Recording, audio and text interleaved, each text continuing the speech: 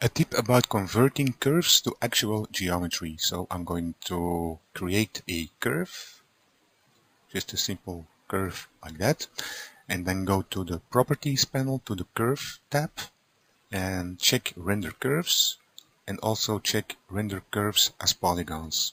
My curve radius 50 millimeters. I'm going to decrease it to 20 millimeters, and the sides to 8, and the curve refinement angle to 5. For now it's fine. The smaller this is, the more spans you will have. The larger, the more spans. I will show you later. So for now, to actually turn it into geometry, you can go to the menu and the geometry menu and select Bake Geometry Cache and press OK. And this creates a new folder in the item list. You see Bake Geometry.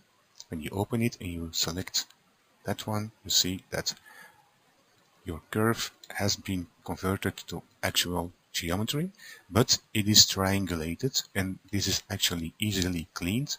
I'm going to first select my start and end polygons and delete them. Sometimes you also have these duplicates. You can just delete it. So delete, and that's going to also delete these vertices. And then double click on these edges, those spiral edges. Press the back space key, and now you have all quads. Now I'm also going to run mesh cleanup. Okay, again, no elements to clean, so that's fine. And now I can press the tab key to go into subdiv. So you see, that's a way to convert your curves into actual geometry. So you can also adjust some settings. So I'm going to delete that big geometry folder, go back to my mesh, to curve properties, and for instance sides, I'm going to for instance say 4 sides, and if I increase my curve refinement angle, I will have less spans, so for instance 25%. And again, in the menu geometry, bake geometry cache, press OK, go to your baked geometry folder, select the mesh, and you see now I have 4 sides.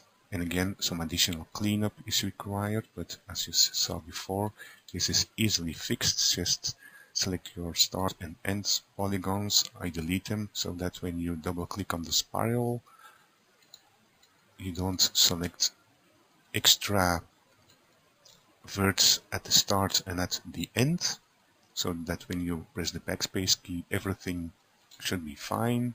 Okay, and I have some extra verts over here that I want to get rid of. Okay, and again mesh cleanup. So mesh cleanup. Okay, again no elements to clean. Press the tab key, and I have converted my curve into actual geometry. So when you go to your curve tab, render curves as polygons, and then you can adjust the curve radius, you can adjust the number of sides, and the lower the curve refinement angle is, so for instance 5, the more spans you get along your geometry. If it's for instance 89 and you can't go higher than 89, I believe, then you will have very few spans along your curve. So hope you found this useful.